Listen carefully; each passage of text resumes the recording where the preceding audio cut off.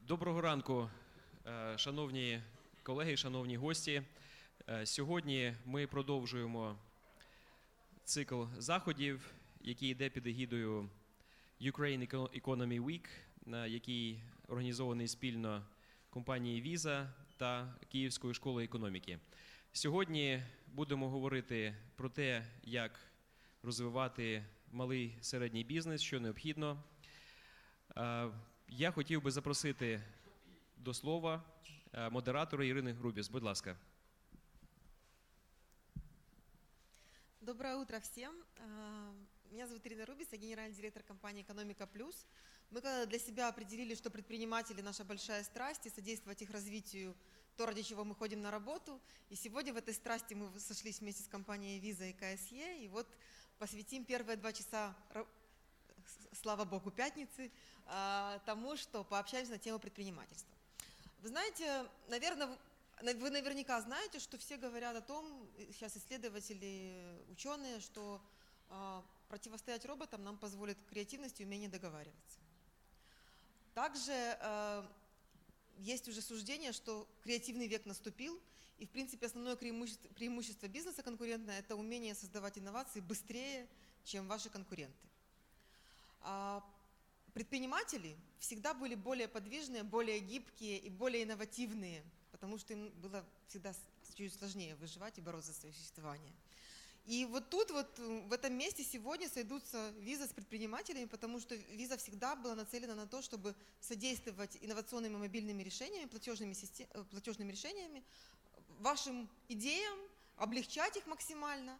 И сегодня мы, с одной стороны, услышим Утама Наяка, старшего вице-президента Департамента цифровых решений для новых рынков компании Visa, и его воркшоп, а потом вместе с вами в неформальной обстановке с действующими предпринимателями, в принципе, я тоже к ним отношусь, обсудим вообще про наши проблемы, про то, насколько релевантно то, что нам сегодня расскажут нам, и какие у нас есть вообще запросы к кому, чтобы нам было лучше, быстрее и, скажем так, эффективнее становиться той кровью экономики украинской, которую нас называют, и которые ждут, что мы все-таки начнем быть основой экономики. Я приглашаю Утама. Утам, please, welcome.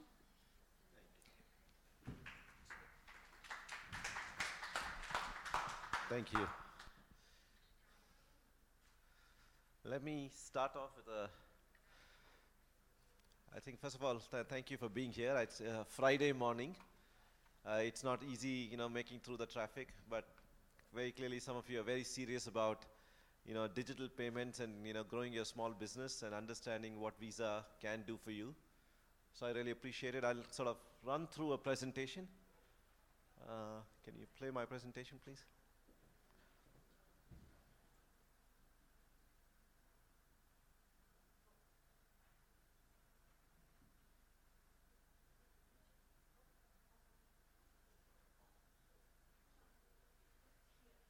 Oh, okay.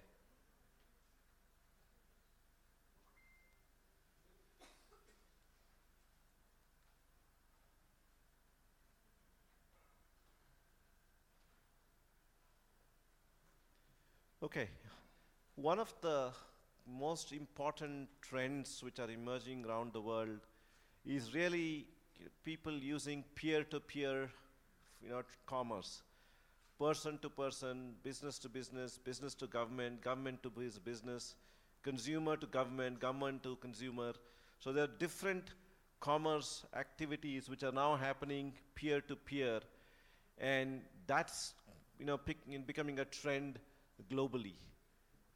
Secondly, I think there is a lot of front-end innovation where consumers are going to do everything on the phone. The phone has become central to everybody's lives, whether it's a student, whether it's a businessman, whether it's a working professional, even it is my parents, they do a lot of things on the phone. They used to first stand in line to pay bills. Now they sit at home on internet banking or the mobile phone and make payments happen. So I think everything is moving away in this fast-paced world to being on the phone. And particularly one of the innovations which is picking up for payments is QR payments, using QR code, M-Visa. I'll talk later about it. So that's very, very important. And then, the trend is changing to be More than banks, it is fintech companies, new startups who are really trying to see how they can innovate and make people's lives simpler and make their payments happen in a seamless, frictionless manner. You get into an Uber taxi, you don't have to worry about cash anymore. You get into a taxi like you're getting into your own car, drive where you want, you get down and go away. So whether it's Airbnb, whether it's Uber, your daily lives goes on and you don't have to worry about the friction of payments, the pain of payments. Payments is not, simple, and it's boring. So people try to eliminate, that experience with mobile phones. And lastly is, very important, real time. People want instant payments. And instant payments are picking up, and you no longer have to wait for a couple of days before you get your payments when you do commerce. I talked about this yesterday. It's very important to have a measure of how cashless penetration has moved in an economy. We call it personal consumption expenditure. Personal consumption expenditure is the amount of money you spend in your daily life, with cash versus electronically. So if you see here, Ukraine has a 81% PCE cash. That means out of the personal consumption or daily expenditure all of you sitting in the room do, 81% of it you're doing with cash. The balance 19% you're doing it electronically, either using your card or whether using online banking or maybe with your mobile phones. And that's a clear reflection of how well your economy is doing.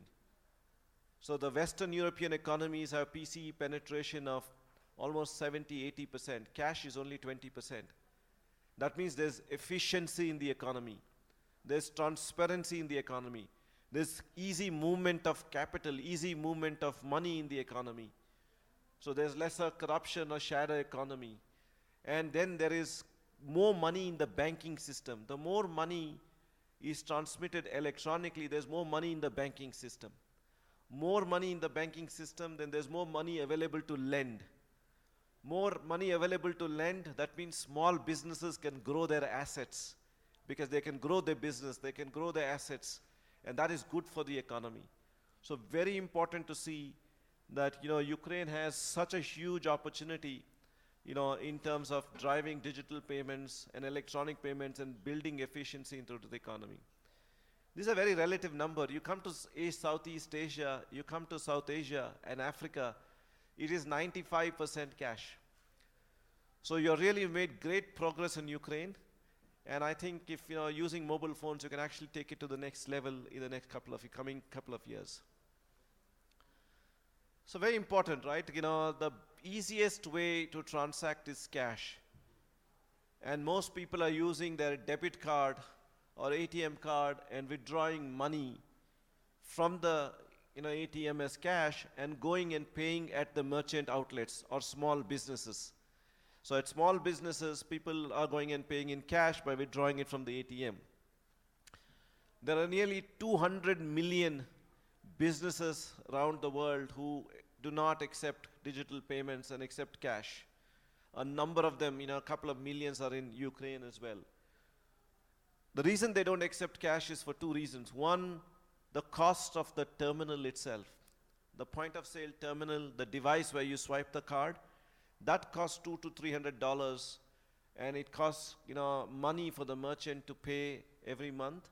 It also costs money for the banks deploying it to maintain and service those infrastructure. And secondly, banks make it very complicated and it's a long process to become a merchant. So there's no motivation to do electronic or digital payments. Now, either banks respond to the needs of the small business and find easier and simpler solutions, or alternate providers, non-traditional players will get after that business.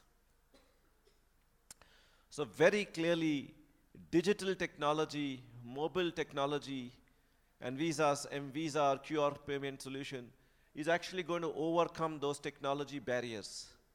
Newer, simpler solutions are coming in, which makes it easier for consumers and merchants to start accepting electronic payments.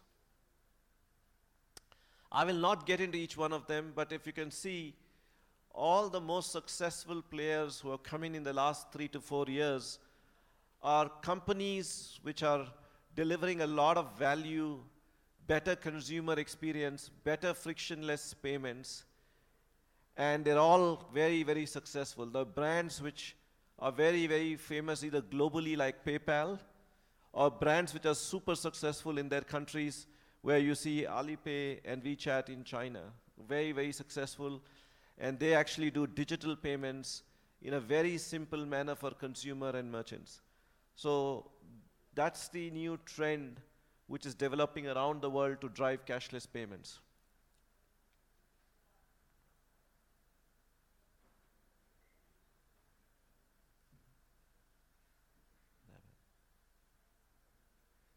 So before I just go to the next slide, can you play the video, please?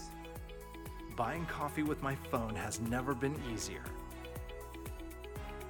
I simply scan the QR code or tap my phone, then enter the payment amount. And my payment is done in an instant.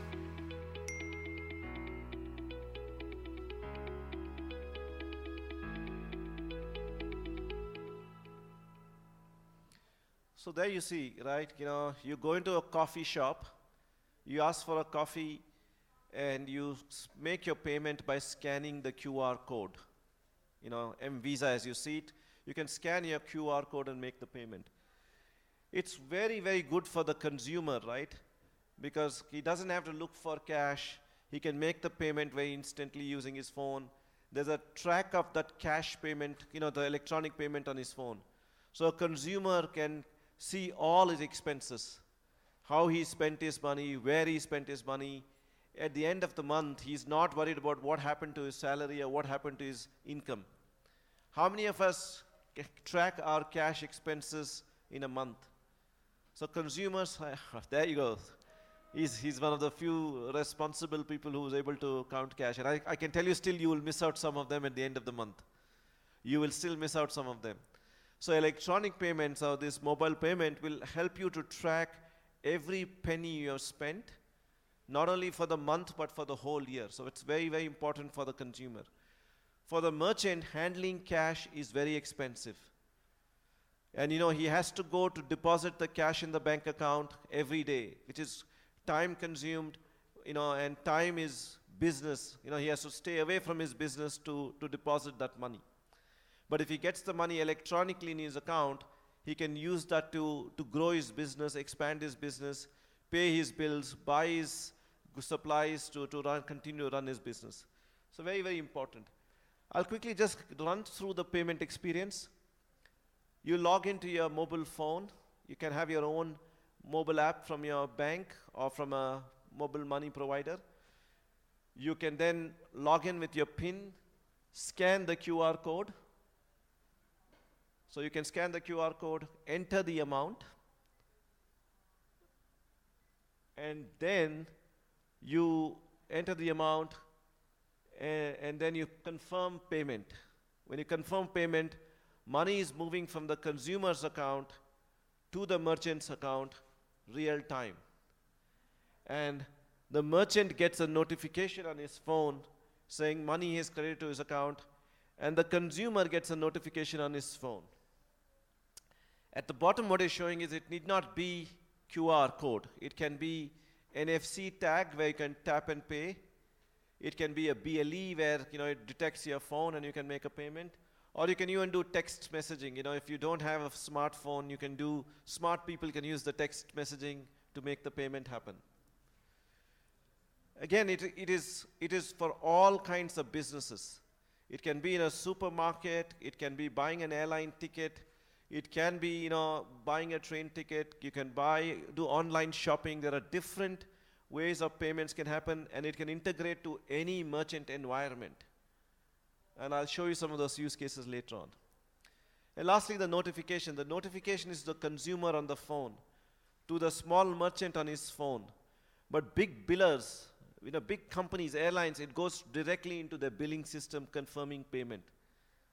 So in real time, very, very important, for merchants and businesses.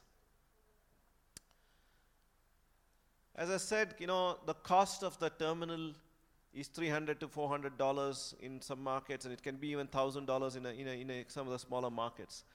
And the cost of the plastic is there, but everybody has a mobile phone. So you can convert the mobile phone into a paying device, and you can convert the mobile phone to a receiving or a payee device, a payer device and a payee device.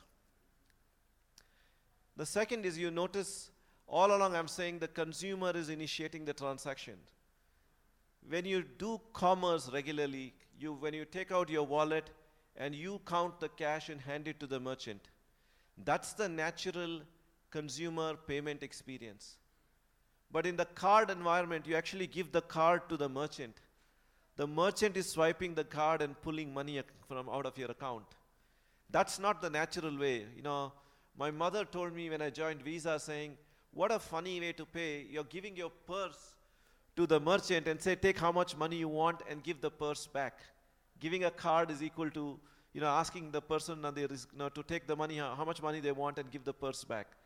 That's not the natural commerce experience. Natural commerce experience is you take the money out and giving to the merchant, and that's what we call push payments. You're pushing money from your hand or your phone into the merchant's hand or the merchant's phone. That's the natural payment experience. And everything today is controlled by the phone. Consumers like control. Consumers like control. How much money they paid, whom they paid, when they paid. And they like control, and they want to initiate it. I initiate an email from my phone. I initiate a message from my phone. I initiate a payment from my phone. So very, very important to recognize with mobile phones, the control comes back to the consumer, and he's pushing money or initiating the transaction. And to the merchant, he's receiving the money into the phone, and he gets control because he can track every transaction on the phone. And remember, it's data.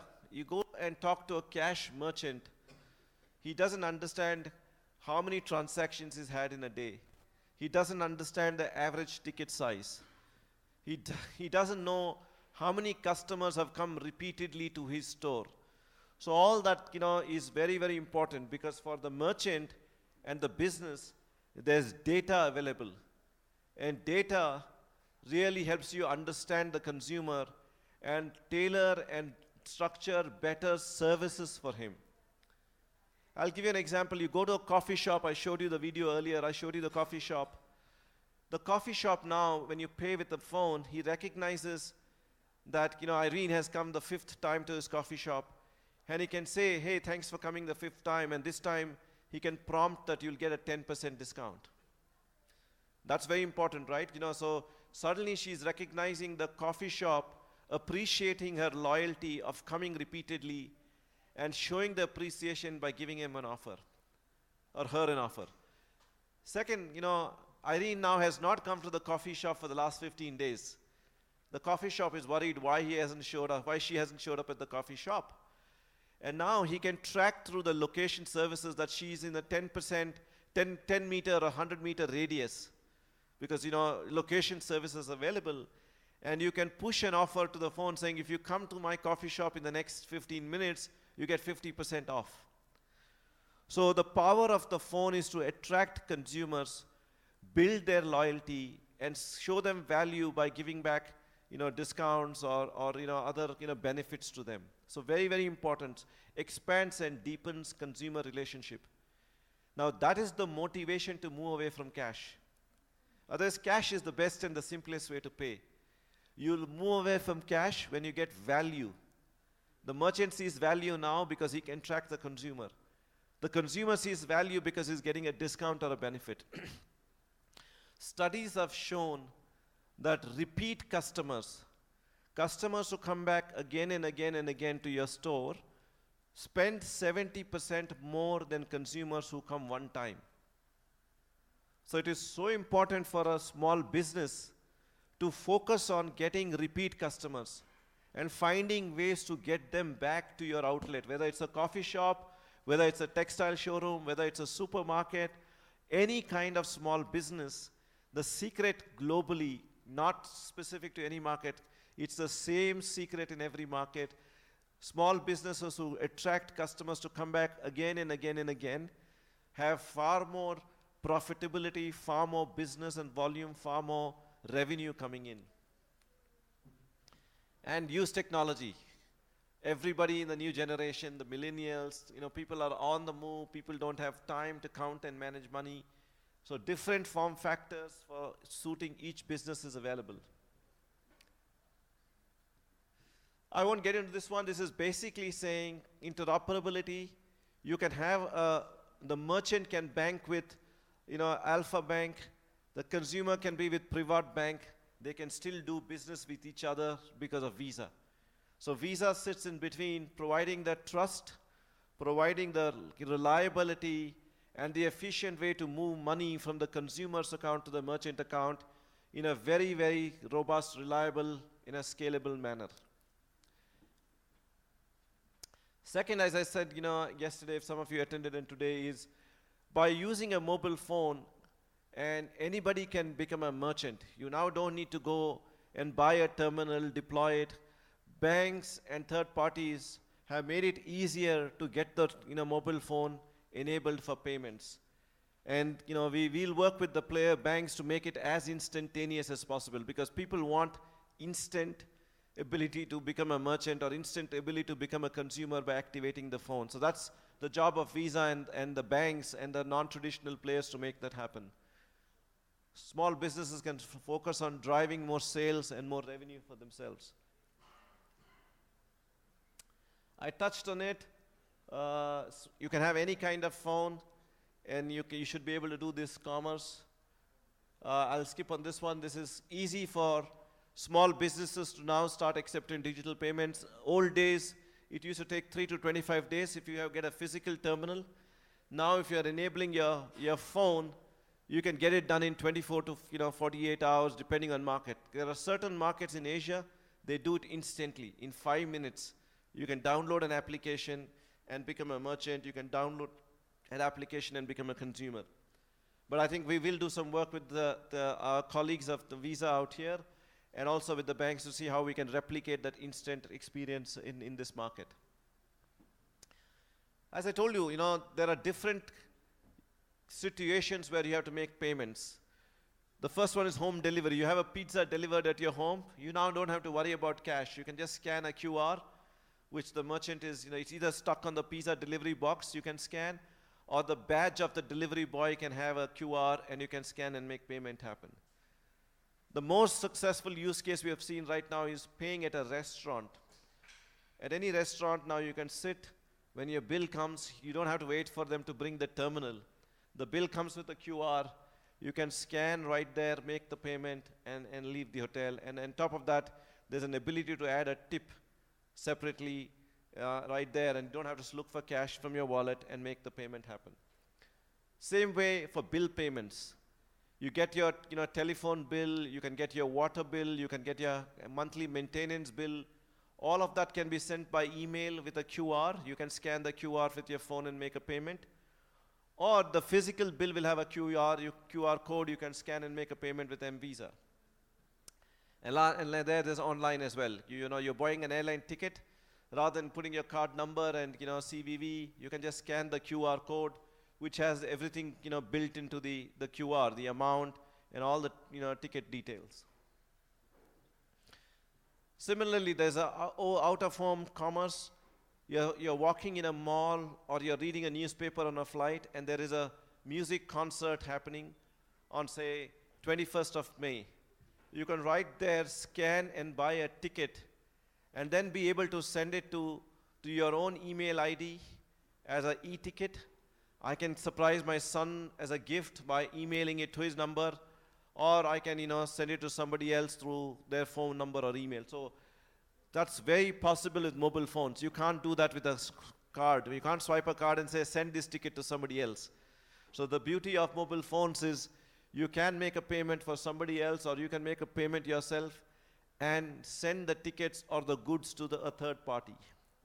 And then in-app payments. You can use your phone and pay from your phone to another payment, right? Uber.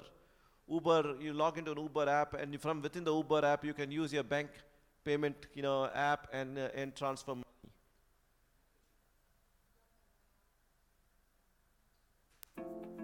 A couple of more videos. Now, paying for my deliveries is easier than before. The delivery man creates a QR code that's preloaded with the amount. I just scan to pay. And my payment goes through on my Visa debit card instantly. Both the delivery man and the store are notified that my payment is confirmed.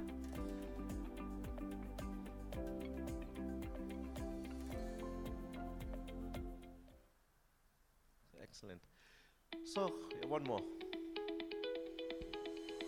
Checking out of the grocery lane is now smooth sailing. The cashier creates an M-Visa QR code for the total amount. I scan, and payment is done.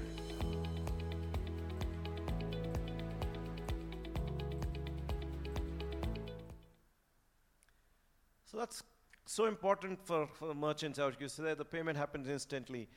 And take the example of the pizza delivery boy.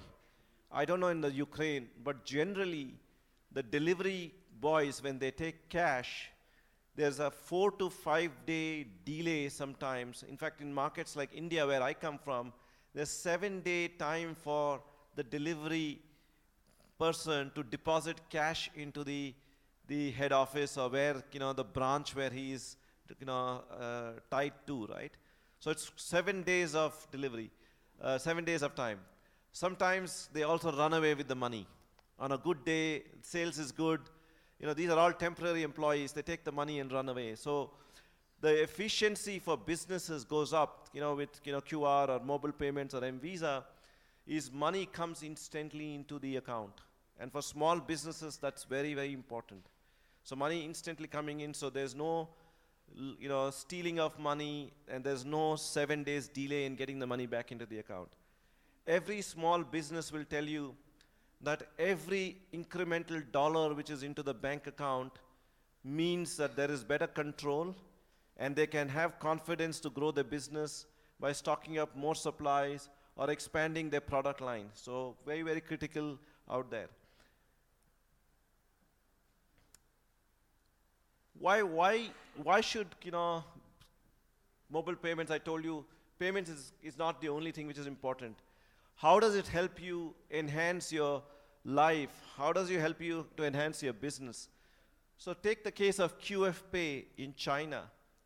All these merchants have a number of transactions happening on the phone. Over the 3 months, QF Pay started to see a merchant is having $500 or $1,000 or $5,000 of volume. They started using that data to instantly offer a loan for that amount. If your average is $5,000 for the last 3 months per day, a $5,000 loan is given instantly to the merchant with just a press of a button saying 1-day loan. So for example, there is a festival coming, right? So there's Christmas coming in, and the shopkeeper wants to stock more goods. He can take a 1-day loan and increase the new products or the scale of products he wants to keep in his store. There's a 5-day loan, there's a 7-day loan. So instantly, with not having to go line up in a bank, when you need the money urgently, you can get a loan and expand your business. So QF Pay is the most successful company in China right now, started by a youngster who sort of moved away from one of the multinational payment companies and does instant loans for merchants. The second one is an example in an African market where people who don't have bank accounts, they're storing money in a mobile wallet and they're getting interest for the money. Rather than keeping it under the mattress, they put it in an account and they earn interest on it. And when they earn interest on it and they have money in the bank account, that is money in the formal sector. They're building credit history. And the last one is again in China, Alipay. The more payments you do with the phone, they start giving you a score. They start giving you a score like a credit score, saying how reliable you are and how much of spending you're doing using digital money. So higher your score, higher your credit worthiness. So shopping malls, you walk into, say, a Zara store, and you want to shop, and if your credit score is, say, 700, you get a 10% discount because you're seen as a reliable customer, you're seen as affluent. The lower your score, the less reliable you are. Now it's become a status symbol. So what's your score? And everybody is shy to tell the score if it's low, and everybody is striving hard. And the only way you can improve your score is make more payments happen in a cashless manner, in a digital manner. Because these are ways now people are determining your credit worthiness, your reliability. It's not the traditional way of going to a bank and filling forms and giving data, to find out whether you are worthy of a loan or not, or you're a good customer or not. So these are digital ways of how, the world is transforming, and that's all based on data. So good for small businesses, good for consumers, good for the economy. So that's where I will stop. I've talked about it, yesterday.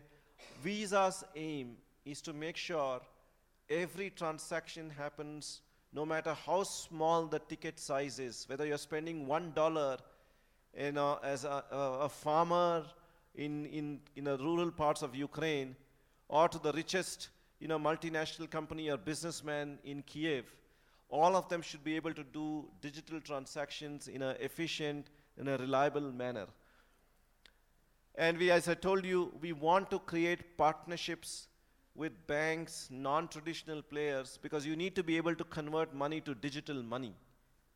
You've got to be able to take cash and go to a place where you can convert it to electronic money, and likewise to go to a place where there's electronic money and convert it back to cash.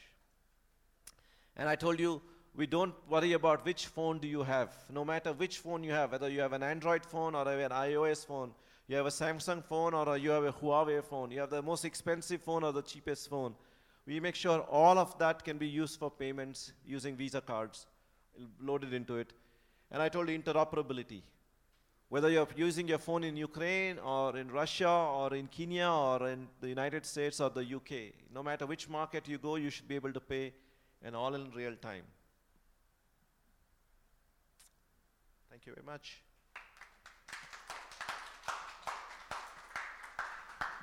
Вопросы будут? Пожалуйста.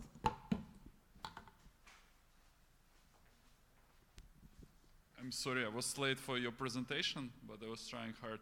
My name is Dmitro Strigun. I'm an expert in banking sector from Unicredit Bank, and I know Visa quite good, and the biggest competitor, MasterCard here. Unfortunately, MasterCard was a bit faster with PayWave as presented in Visa decision, and PayPass by MasterCard is more popular here.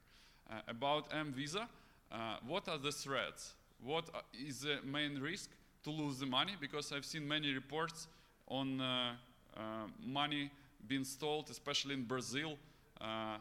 This quite same system with generated QR codes, but they were counterfeited by the browser because of the virus. And 1 week probably ago, it was a big virus attack all over the globe using the problems with Windows 10. So the phones that are operating, as I seen in the presentation, it's whether in-app, so installed app, or SaaS service that you can use in browser. Is it correct? And what are the main threats to use M-Visa?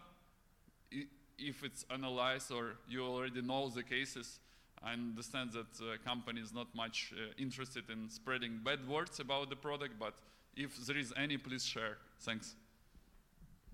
Thank you. So the first point is, our biggest competitor is not the company you named. Our biggest competitor is cash. So cash is the enemy of all the banks, cash is the enemy of Visa, and cash is the enemy of governments and regulators and everybody else. Enemy, but not competitor. You're correct. It's a competitor and an enemy because it's not good for the economy. So that's one. The second point is, the case in Brazil, we know it very well, is they're all anonymous QR codes or barcodes. You can give a barcode to her, she can scan it and make the payment happen. So the difference is here, everybody who becomes a merchant and gets a QR code is linked to an issuing institution. There's a bank linked to the QR code, there's a bank linked to the consumer code. So there's an audit trail for every transaction. So I don't think they should worry about any of those experiences repeating out here. One. B, Visa would never launch a product which has any of these limitations in anywhere in the world, without making sure it has the same reliability, the same trust, and the same consumer confidence with banks and regulators and consumers and merchants. And offline, I can take you through the various different use cases and take you through the difference between what happened in Brazil and here. Okay, that's one. Second, you talked of contactless cards. When you talked of one of our competitors' products. So contactless cards are absolutely used in certain use cases, but they require NFC terminals. They require NFC contactless readers. So contactless readers and NFC readers are very expensive for merchants to deploy. And as a result, while we have done contactless payments in this market, we believe we need to make sure every phone is going to be used for payment, and not only phones with NFC built into that, or merchants with NFC built into their terminals. So QR code is something we recognize is the way to empower every consumer with a phone. We want to democratize payments, democratize access, irrespective of what phone you have or what terminal a merchant has.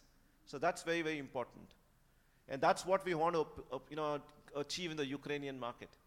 If there are 45 million people with phones, every phone should be able to make a payment, not the handful privileged people of 1 or 2 million with NFC built into their phone.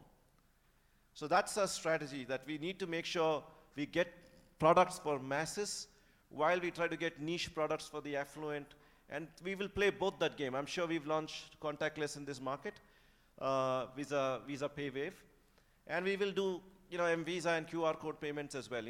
It's not either or. Both of them are relevant and appropriate for the market. May I ask one small question towards this? Thank you for answer. One more detailed question, because now the world is full of, let's say, programs and compliance codes that beat corruption, and we have plenty of it in Ukraine and can export if you want. And all the, I would say, cardless or personless payments can be used also here, but not very good people, our politicians or whatever, in bribery. Because before you had to take 2 bags of money, like, is it you? You give me your signature, I go. Now you come with the phone, chick, and you go. And $500,000 somewhere in accounts are transferred. Does it mean that I'm giving the phone to my friend, he can make transactions for me? Or any kind of verification, for example, fingerprint or password or whatever is needed, or picture of me that I'm here, I'm with this phone, I'm on safety. Yeah. So I think. Thank you. Yeah. So I think you missed the earlier part of the presentation. Absolutely, every merchant's phone has a merchant authenticating himself with a touch ID biometric or a password or a picture. You can decide what kind of authentication the merchant chooses. Every consumer chooses what kind of authentication when he uses the phone. So absolutely, that is there for consumer merchant, point number 1. Point number 2, absolutely right. You can have, people, as you said, digitally transfer money, 500,000. You're saying it's easier than transferring cash. There are 2 points out here. One is it leaves an audit trail. There is an audit trail in the system as when the money moved from where to whose account. That's one.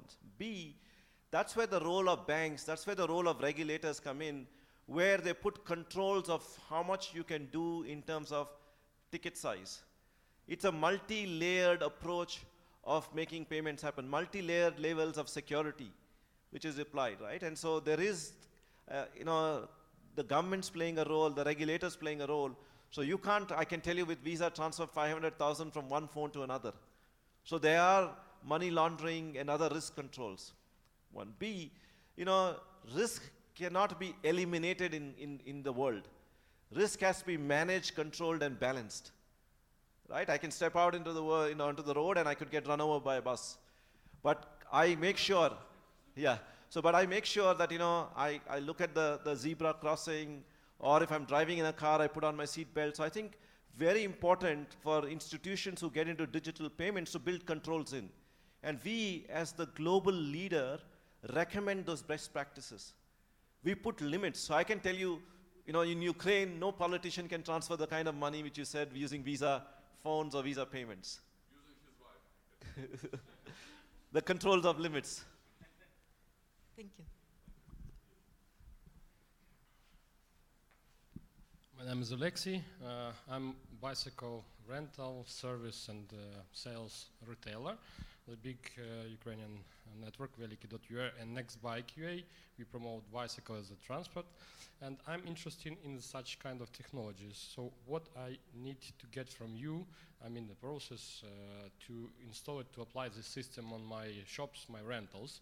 And another question, what promotion will you do on the market in the further periods for that? So we can make some agreements with you about this issue. So I will, the country manager for Ukraine is here. He's the best person to say how he's thinking about it and what kind of plans he's having with the partners. Дуже гарне запитання. По-перше, ми зараз вже працюємо над дорожньою картою з Національним банком України. Маємо повну підтримку регулятора, це дуже важливо. Ми спілкуємося з найбільшими банками, бо впроваджувати цей продукт ми можемо тільки разом з нашими партнерами, з банками. Тобто ми напряму це не робимо, це повинні бути банки в цьому. Якраз там зараз тут, саме для цього, для того, щоб подивитись на цю дорожню карту, як це все буде працювати. Бо цей процес почався. Тобто ви вже незабаром зможете це все отримати від одного з банків українських.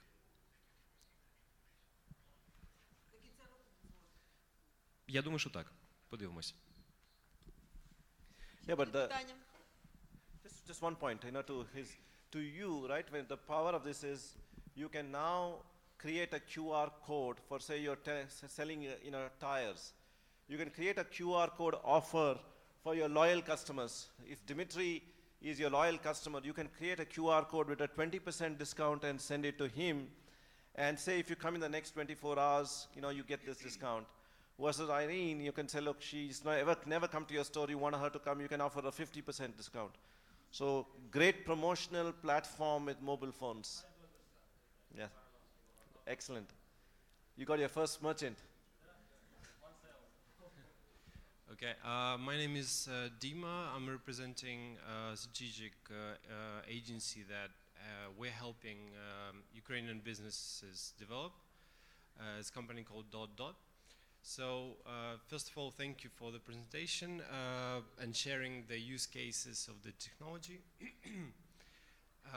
Technology is basing on the QR code transaction that is, that is based on scanning. And recently, Facebook announced that they are integrating QR code scanning in the Facebook platform, in the Messenger. So that's one of the influences that, one of the factors that create demand for such service. What other influencers would you call that would create a demand, and how would that affect the customer journey in different areas? Okay, it's a very, very good question. As he said, a number of these fintech companies, whether it's Facebook, Android or Samsung, all of them are integrating payments and having payment apps on their phones. You've heard of Apple Pay, you've heard of Samsung Pay, and you talked of Facebook is also already doing, payments through Facebook in the US and now expanding to other markets. So that will definitely pick up pace. And these companies make the consumer experience much more frictionless and much easier for them. And that trend will continue, and that's where banks have to be more aggressive, banks have to be more responsive, and learn from these companies to make it frictionless. And they will really expand the reach of payments, right? You know, Facebook has, 1 billion users or more. And they can take payments to each one of them using some of the platforms and capability. So all of them are using platforms from Visa. It's not their own payment rails. The infrastructure, the settlement systems, all provided by the network and the banks is the underlying platform. But they have their own brand and promotion and consumer marketing and activation campaigns. Where have you launched the product already? Because we have 230 countries in this world, and how No, many of them? Facebook and Square are already doing P2P payments in the I'm US. asking about M-Visa. M-Visa is already there in India. It's going on the verge of, recently Thailand and a couple of other countries. So Southeast Asia, South Asia, and a part of the certain markets in the Middle East is also launching it. Okay, Yeah. thank you. Там уже сделки заключаются, насколько я понимаю. Thank you, Tom. Thank you Thanks very a much. lot.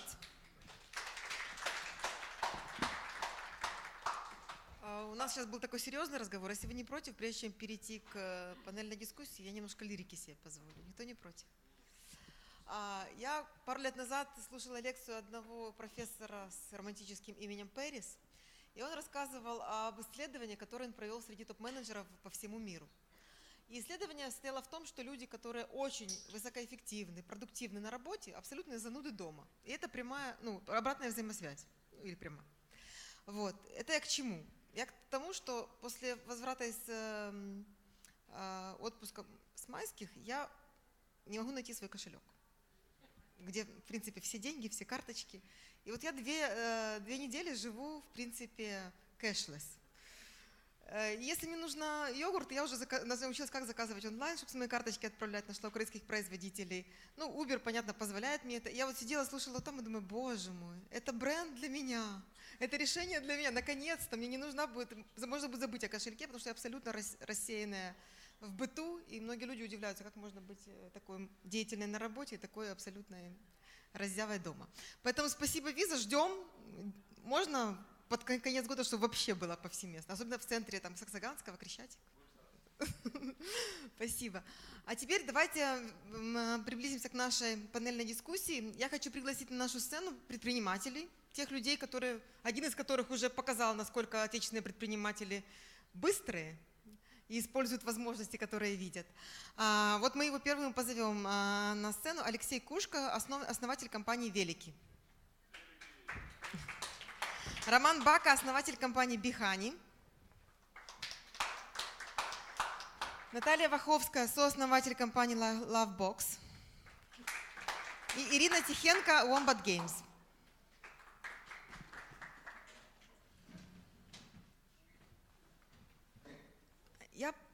Ир, может, ты так немножко полукругом? Прежде чем я обращусь к вам с первым вопросом, я бы хотела, чтобы каждый из вас очень кратко себя представил, суть своей уникальности, фишку, ради чего вы каждое утро встаете и за что вас благодарят ваши потребители. Я так сразу, 3 в 1. Девушкам передам первым. Господи, я просто уступил. Я велосипеды потом в конце, соус сверху, и все. Я же другой бизнес подстер. Ну ладно, хорошо.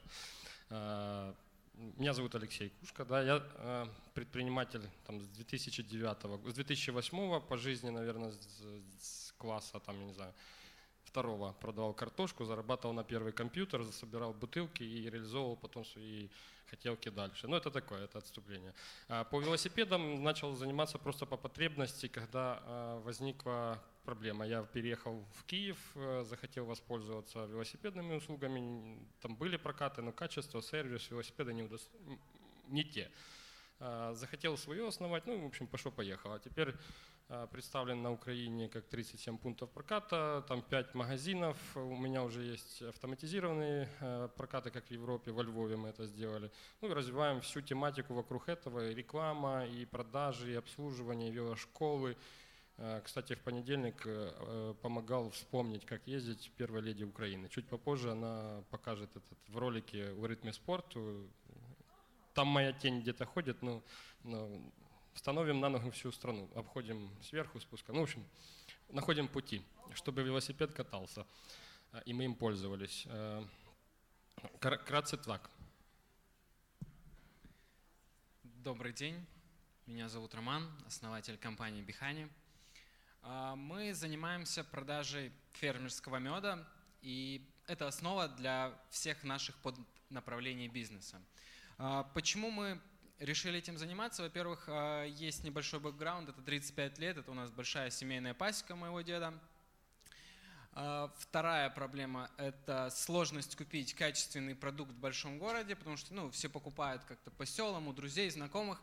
А была большая необходимость купить мед в Киеве. Мы этого не смогли сделать, и я понял, что это проблема, которую можно решить. Собственно, сейчас мы решаем. В основном мы работаем в B2B сегменте. Это магазины, которым мы продаем продукцию. Это первое направление. Второе направление – это корпоративные подарки на основе меда. То есть мы делаем для больших компаний. По-моему, вы ввели в тренд, потому что каждый год мы получаем пауэрбанки и мед.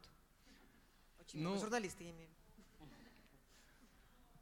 Я бы, наверное, не стал настолько громкое заявление делать, что мы ввели в тренд, но мы помогаем развиваться этому тренду. В основном наш сегмент это B2B. И если говорить по cashless, у нас, наверное, 90% это cashless, потому что с наличкой, во-первых, неудобно работать, а во-вторых, удобнее, когда деньги приходят просто на счет.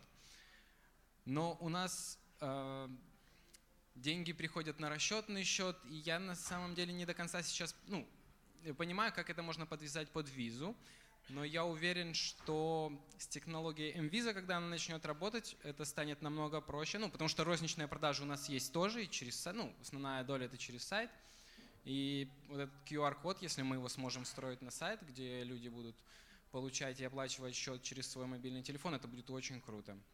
Спасибо. Наташа. Добрый день, меня зовут Наталья Ваховская. Я представляю проект Lovebox. Это подарочные наборы для взрослых тематические с эротическим наполнением.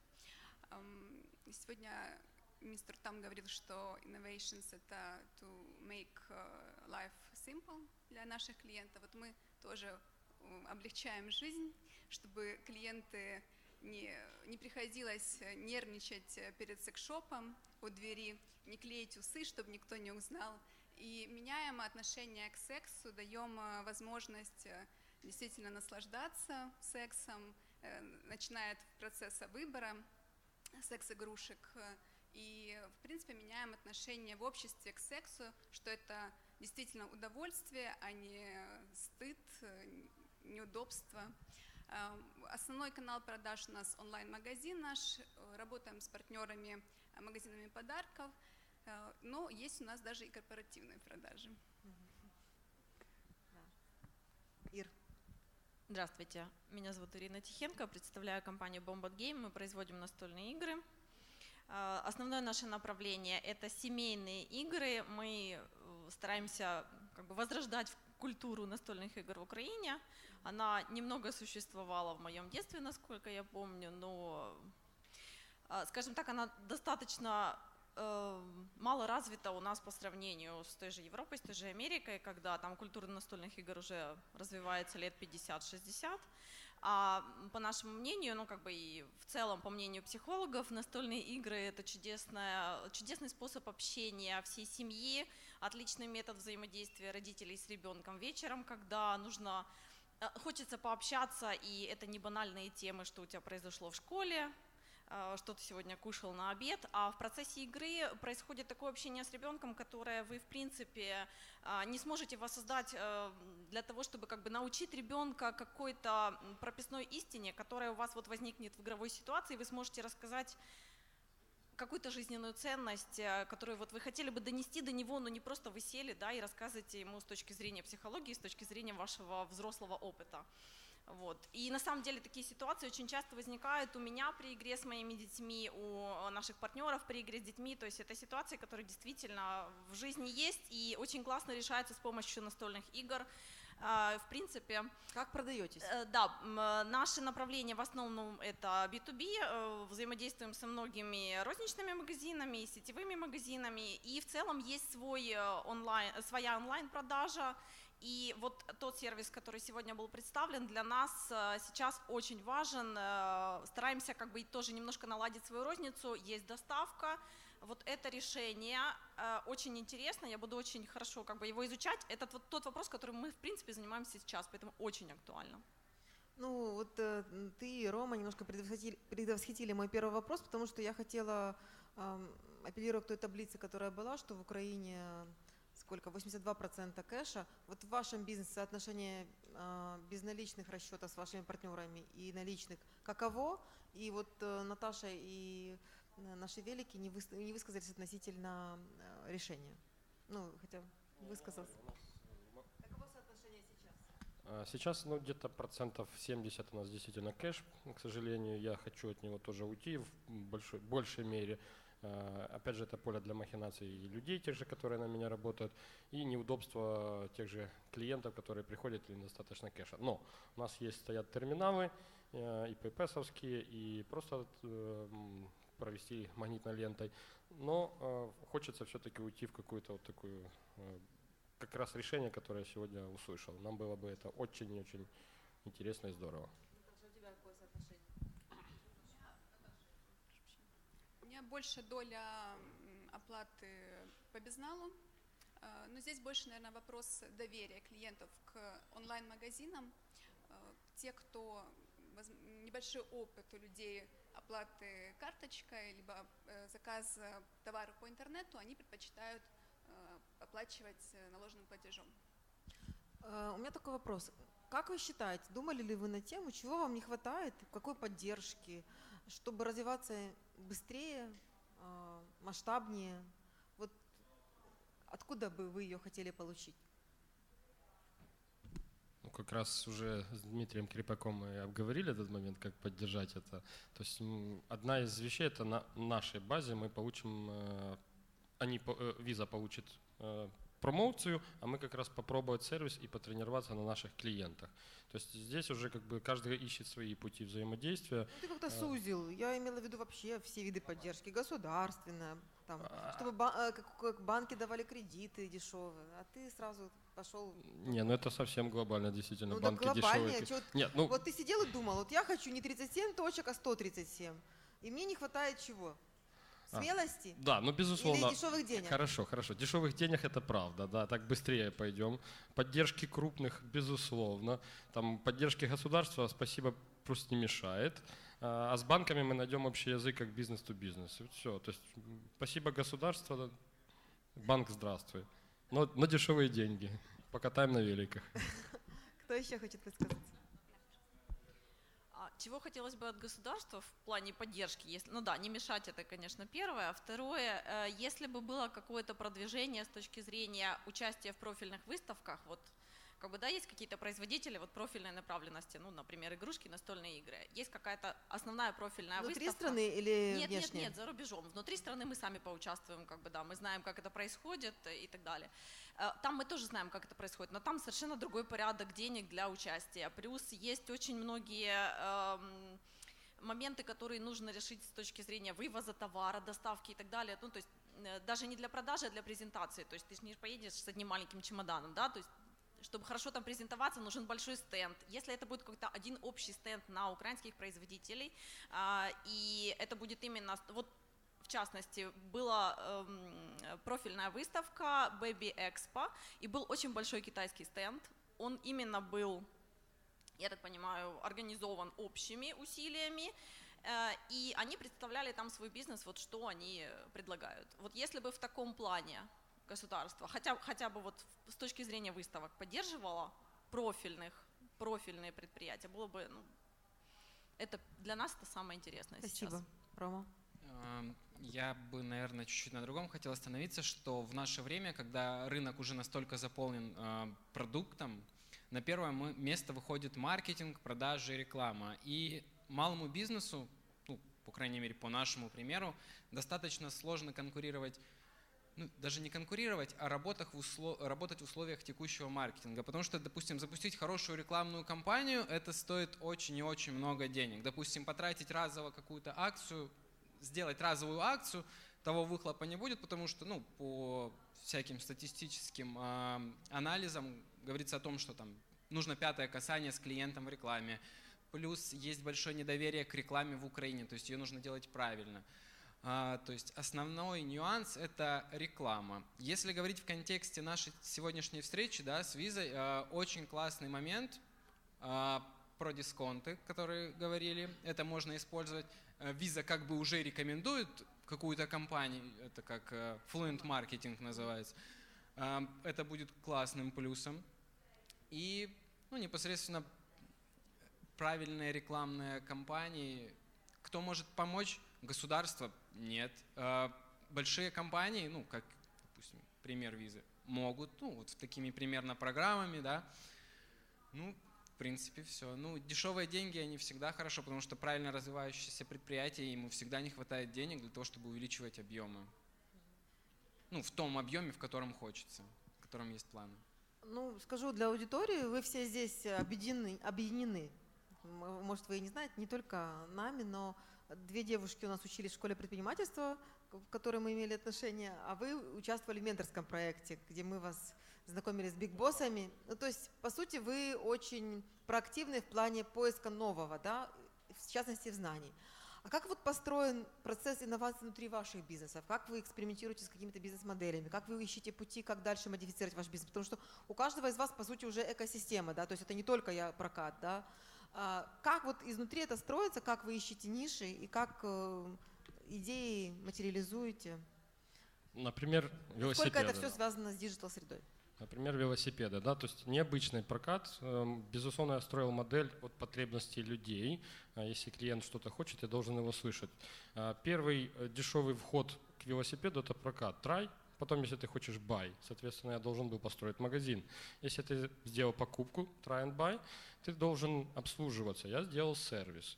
Дальше. А я не умею кататься, то есть это перед try. У нас есть школа, а я хочу научиться и открыть свою мастерскую. А вот тебе школа механиков. А как мы можем с вами посотрудничать? У нас проактивная компания, мы хотим показать, что мы эко-френдли бренд. А вот, пожалуйста, мои прокатные велосипеды, мы вам организовываем что? Корпоратив большой. А вы хотите покататься возле своего дома, как купили велосипед? Это скучно. Давайте мы вам велотур продадим, и вы будете кататься. Вы хотите отрекламировать свой бренд не только покатавшись на велосипеде. Вот вам, пожалуйста, реклама на своем велосипеде. Вы хотите вообще бизнес похожий на наш сделать? Пожалуйста, в другом городе, вот вам франшиза от нас. Ну вот этот вот пакет, который мы бизнес-модель свою экспериментируем. Это исходило как реакция на запрос клиента или какие-то идеи приходилось самому сеять?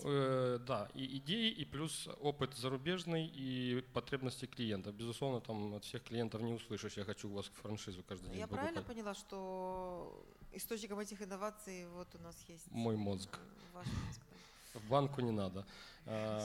По поводу вещей типа как диджитализация, да, там, у меня была идея, то есть сейчас прокат классический, там еще с постсоветских времен, когда вы даете в залог деньги и оставляете документ на хранение какой-то, ну это немножко неудобно, да.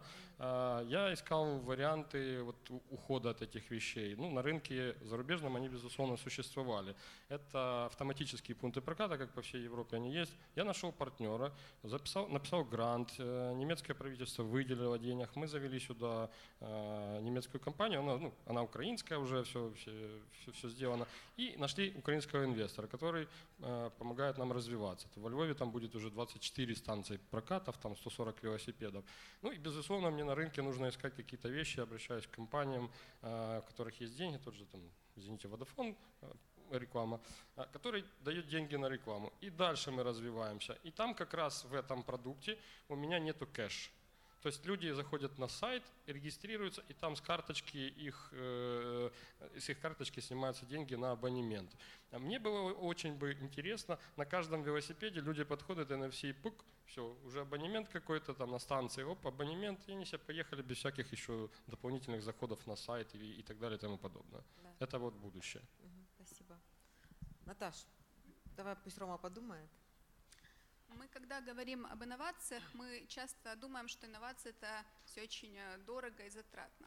Но инновация – это еще и новые ценности для клиентов. Мы даем как раз новую ценность клиентам, отношения.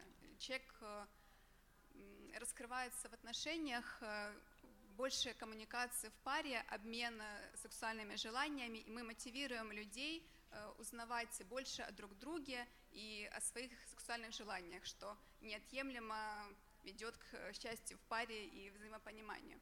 Вот наши наборы – это альтернатива эстетическая секс-шопам. И мы вот как раз дали новую модель секс-шопа. Это новая абсолютно для Украины модель, в отличие от пошлых, скорузлых полуподвальных помещений. Это абсолютно другой вид, новая упаковка секса в Украине. Это то, что, в принципе, меняет отношение к такому товару. А как развивается твой бизнес? Сколько ему? Год? Полтора? Чуть меньше года. Мы запустились в июне прошлого года официально, но хотя готовились мы 8 месяцев перед этим. Мы Какова динамика? Расскажи, насколько твои образовательные цели реализованы и в продажах ты это видишь, что тебя слышат? Да, я не думала, что у меня еще будет третье образование сексология. Сейчас вот я как раз пойду на курсы. Я стараюсь все, что узнаю, быстро передавать всем нашим клиентам. Мы организовываем девичники, образовательные мероприятия и продолжим. В планах мальчишники тоже будут, и в планах еще работа с детьми, потому что вот как раз еще с детства формируется у нас, в принципе, понятие сексуальности, секса и отношения к себе, к своей сексуальности. Ты расскажи про финрезультат. Финрезультаты? Да. Но мы вышли Сколько коробок продала за год?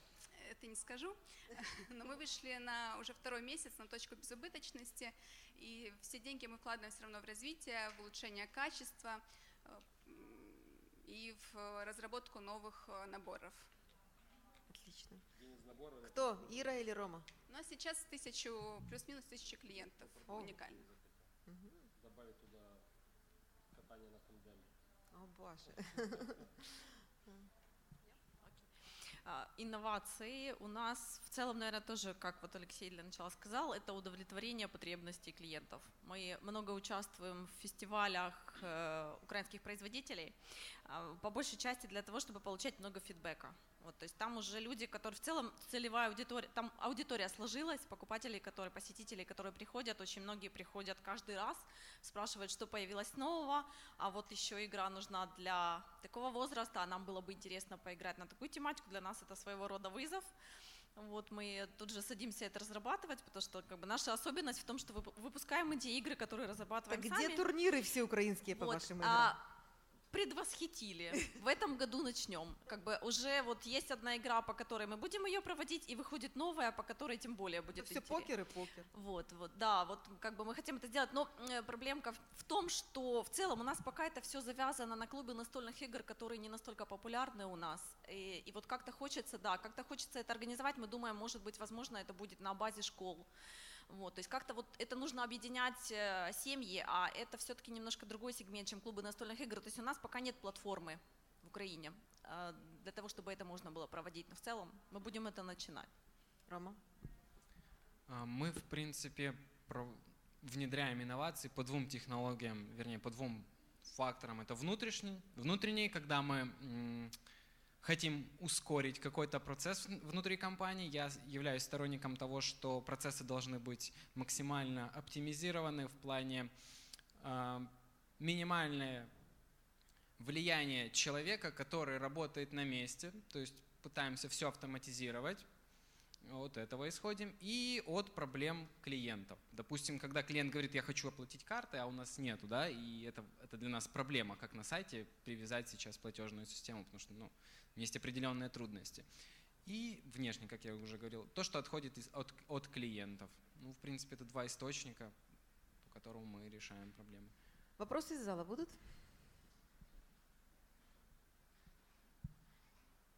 Вопросы друг к другу будут?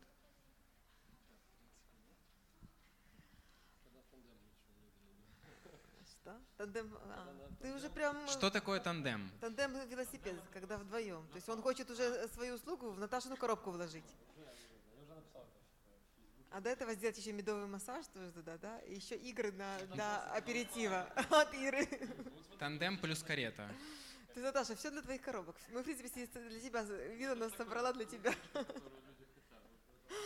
Хорошо, спасибо вам большое. Я надеюсь, наша сегодняшняя встреча, знакомство с технологией и вас заинтересовала. Меня точно и как потребителя, и как предпринимателя тоже заинтересовало. Надеюсь, мы упростим жизнь себе и своим потребителям с помощью виза. На связи. Спасибо. Ну, давайте перейдем тогда к неформальной части нашего мероприятия, да, уже к общению с кулуарами. Там, здесь он доступен, можете перейти в этот формат. Каждый из предпринимателей наверняка будет счастлив пообщаться с вами. И кто-то будет закрывать Украинскую экономическую неделю? Или мне это делать? Не закрывается? Ну, тогда вот эту часть я уже объявляю закрытой. Все, спасибо, что пришли.